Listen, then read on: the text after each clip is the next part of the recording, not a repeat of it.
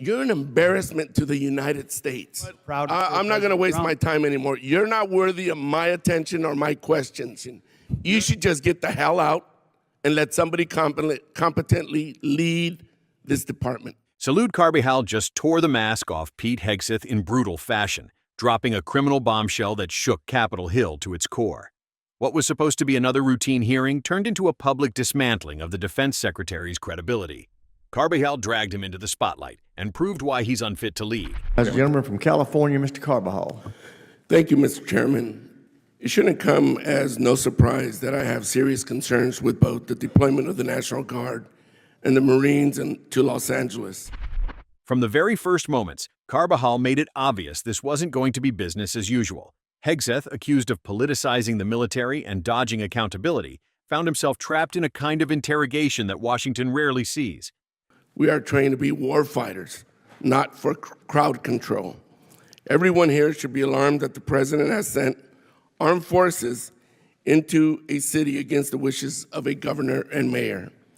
I am concerned this administration is purposely escalating the situation with this step and politicizing our armed forces in the process. Carbajal's first strike was aimed straight at one of the most controversial moves in recent memory: the deployment of Marines and National Guard troops to Los Angeles. He tore into the decision with the kind of blunt honesty only a soldier could deliver. "We are war fighters, not crowd control," he declared. That wasn't just a line, it was a warning. Troops are trained to fight wars, to defend the country, not to be turned into political props in the middle of a domestic crisis. Hegseth, are the Marines in Los Angeles ordered to protect property by any means necessary? Sir, I would say the ICE officers and police officers being attacked is not political theater. The National Guard and Marines... Just yes or no. Just yes or no. Then came Carbajal's strategy that left Hegseth squirming. The yes or no trap. No long explanations, no carefully worded responses, just straight answers. Protect federal agents and property. Yes or no? Hegseth tried to dance around the question. Carbajal cut him off. The patience in his voice was gone. The National Guard and Marines have the full authority to protect federal ICE agents. Yes or no? Federal buildings. Can you just say yes or no? This isn't Fox anymore. Just yes or no. They're there to protect federal agents and federal... Another BS answer. Under the SRUF, the use of force, are Marines allowed to fire warning shots? No. Now that's more like it. Isn't that easy? When the rules of engagement came up, the standing rules for the use of force, Carbajal delivered his sharpest blow. He pressed Hegseth on whether Marines were allowed to fire warning shots. The answer was simple: no, they are not. Yet Hegseth hesitated, dodged, and fumbled before finally admitting it. And then came the mockery, sharp and cutting. Kindergartners could answer yes or no, Carbajal snapped, while Hegseth struggled to give clear responses. I didn't think you were qualified before your confirmation, and you have done nothing to inspire confidence in your ability to lead competently. What made the exchange sting even more was Carbajal's credibility. He wasn't speaking as a career politician desperate for headlines. He was speaking as a Marine who had worn the uniform and lived by the rules of military honor.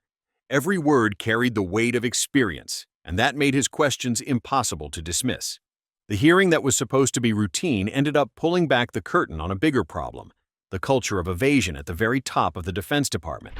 Will you take responsibility for having made a mistake, not to mention many people would say break the law, in participating in the Signal group chat that included a journalist, your wife, your brother, where classified information was shared? And just when the hearing couldn't get any hotter, Carbajal dropped the bombshell that had the entire chamber leaning forward: the Signal group chat. Now, for anyone who doesn't know, Signal is supposed to be a secure messaging app. It's what people use when they don't want prying eyes on their conversations. According to Carbajal, Pete Hegseth was in there sharing classified information with his wife, his brother, and, wait for it, a journalist. Yes, a journalist. You broke the law in sharing classified information, and in doing so, endangered the lives of our service members that you are responsible for. Now, let that sink in for a second. Classified military secrets, the kind that could put U.S. troops in danger, tossed around in a chat like it was a fantasy football league. Carbajal didn't just raise an eyebrow. He went full Marine on him. He said flat out, leadership without accountability is a liability. And that cut deep. Because if the guy in charge of defending the nation is treating classified info like gossip, then what does that say about his ability to protect the people actually risking their lives on the front lines? Sir, every way I communicate is authorized. The chamber went quiet. Everyone knew that sharing classified intel outside secure channels isn't just a mistake. It's a crime. People have lost careers and their freedom for doing less. But Hegseth brushed it off with the same line. Every way I communicate is authorized. That was his shield. And you could almost hear Carbajal's patience snap in half. Secretary, do you think the United States should continue supporting Ukraine in its fight against Russia, a nation that is hostile towards the United States? But he wasn't done. He moved straight from leaked secrets to the money trail, the billions pouring into Ukraine. Since Russia's invasion in 2022, the U.S. has spent over $75 billion supporting Ukraine's defense. That's not pocket change. That's enough to fund the budgets of several federal departments combined. And Carbajal wanted to know one thing, stripped of all the spin. Are we still sending money? Yes or no? Well, as you know, sir, President Trump is committed to peace. No, I just want yes or no answers. Today, The United States has spent billions of dollars. yes or no? supporting Yes or Ukraine no? Over years. Just yes or no. Can I get a yes or no out of you? We continue to send Come on. residential drawdown It's that authority. easy. Kindergartners Ukraine. can give me a yes or no. Yes or no. Yes, we support peace in Ukraine. Seems like a simple enough question, right? Well, not for Pete Hegseth. Instead of answering, he started rambling about commitment to peace, as if tossing the word peace into the mix was going to soothe taxpayers who've been watching their money flow overseas while problems pile up at home. Carbajal cut him off. Even kindergartners answer straighter than you. The line stung because it was true. When the Secretary of Defense can't say yes or no about tens of billions of dollars, what message does that send to the American people footing the bill?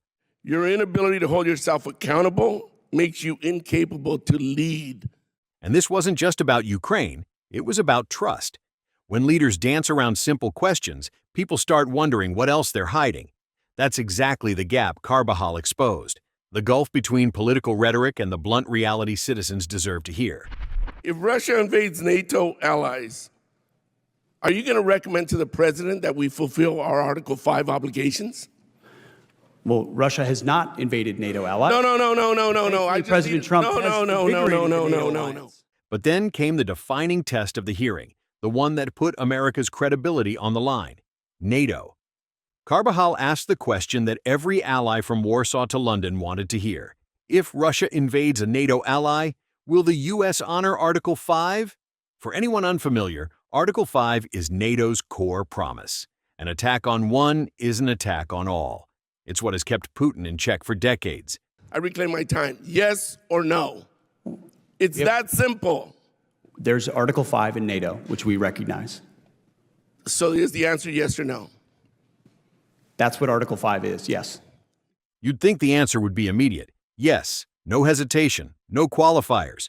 But Hegseth? He stumbled. He waffled. He tried to talk around the point, dodging with phrases that sounded more like a politician buying time than a defense secretary standing firm. Carbajal wasn't having it. He pressed harder until, finally, Hegseth admitted, yes. Do you think political allegiance to Trump is a requirement for serving our nation, either in uniform or a civilian in the department? And just when you thought Carbajal had landed his last blow, he went for the jugular. He raised the question no one else dared to ask so directly. Is loyalty to Trump required to serve in this department? The room went tense. It wasn't just about politics anymore. It was about the very foundation of American democracy. I'm incredibly proud, as are millions of Americans. No. Not today, Hegseth. Yes or no? Congressman, you know what a silly question that is. Hegseth tried to dodge again, this time hiding behind patriotic cliches about millions of Americans proud and vague words about defending the country. But Carbajal cut him off mid-sentence. This isn't about pride. It's about the Constitution. That line cracked like thunder, because at the end of the day, every soldier, every official, every civilian in the Department of Defense swears an oath to the Constitution, not to a political figure, not to a party, and certainly not to one man. Your inability to hold yourself accountable makes you incapable to lead. This alone makes you unfit to be the Secretary of Defense. And Carbajal had reached his limit. He told Hegseth flat out that he wasn't worthy of his attention. He called him unfit to lead and an embarrassment to the nation. It wasn't just anger. It was disgust. A Marine looking at a man in power and saying, "You don't measure up. You can't be trusted with this responsibility." By this point, the takedown wasn't just about troop deployments, or Ukraine, or even NATO. It was about something bigger: accountability versus loyalty, constitutional duty versus political allegiance. And the fact that it even had to be asked. That was the scandal in itself. I'm not going to waste my time anymore. You're not worthy of my attention or my questions. You're an embarrassment to this country. You're unfit to lead.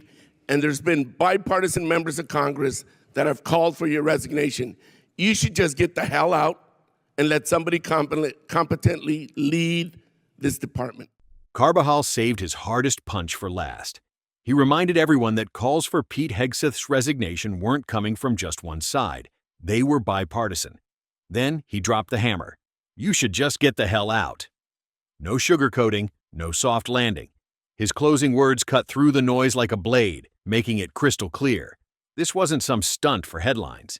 It was a demand for accountability at the highest level, a final warning that excuses, spin, and political theater no longer had a place.